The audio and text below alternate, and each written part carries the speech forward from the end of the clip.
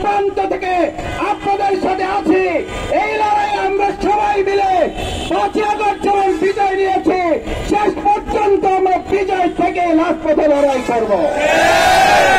আমরা দায়িত্বহীন কণ্ঠে ঘোষণা করতে চাই, জুলাই আগস্টের গণঅভ্যুত্থানকে যারা প্রস্তাবিত করার জন্য, জুলাই আগস্টের গণঅভ্যুত্থানকে ভিন্ন খাতে প্রবাহিত করার জন্য চক্রান্ত ষড়যন্ত্র করছেন, বিশেষ করে শেখ হাসিনার দোসররা যারা এখনো প্রশাসনের বিভিন্ন জায়গায় থেকে সহযোগিতার নামে অপতৎপরতায় লিপ্ত আছেন, তাদেরকে আজকের এই গণসংযোগ এবং প্রচারপত্র বিলি অনুষ্ঠান থেকে সতর্ক করে দিচ্ছি।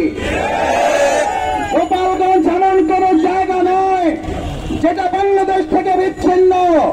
যদি এই হামলা অব্যাহত থাকে, বাংলাদেশ জামাত ইসলামী ছাত্র শিবির জনগণকে সাথে নিয়ে জুলাই আগস্টের মতো কিংবা তার চেয়ে কয়েক গুণ শক্তি নিয়ে প্রত্যেকটি হামলার যথাযথ জবাব প্রদান করা হবে।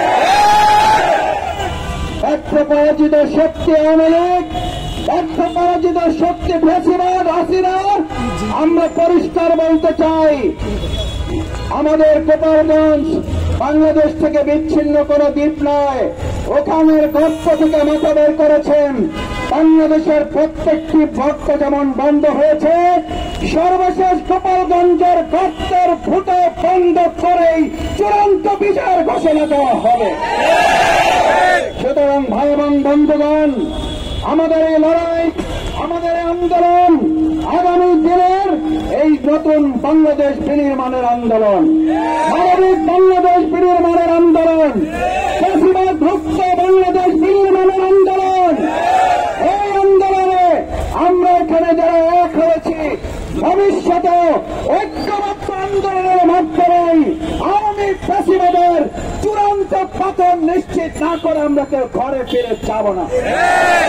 আজ তারা ভিডিও কলের বক্তব্য দিচ্ছেন, আজ তারা একভাবে বিভিন্ন জায়গায় কল রেকর্ড ফাঁস করছেন।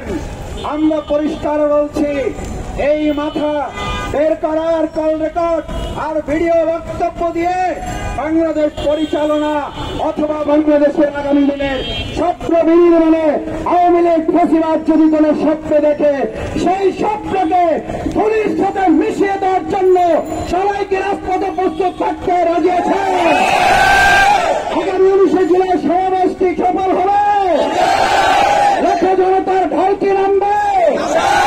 গোপালগঞ্জের আজকের এই ফ্যাসিবাদের হামলার জবাবকে আমরা দেব। 19 তারিখের সরব যুদ্ধকে গণঅভ্যুত্থানে পরিণত হবে, ঢাকা নগরীকে জনগণের নগরীতে পরিণত হবে। আমরা পরিষ্কার বলছি, গোপালগঞ্জে যে হামলা আপনারা চালিয়েছেন, এই হামলা সার্জিস হাসনাত আমাদের তাদের এই সহযোগিতা কয়েকজনের উপরে নয়, এই হামলা 18 কোটি মানুষের উপরে হামলা।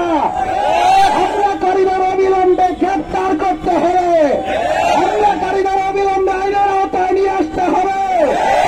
যে সমস্ত প্রশাসনের কর্তা ব্যক্তিরা নির্লিপ্ততা দেখিয়েছেন, তাদের বিরুদ্ধে অন্তর্বর্তীকালীন সরকারকে ব্যবস্থা গ্রহণ করতে হবে। এখন আমাদের মাঝে উপস্থিত হয়েছে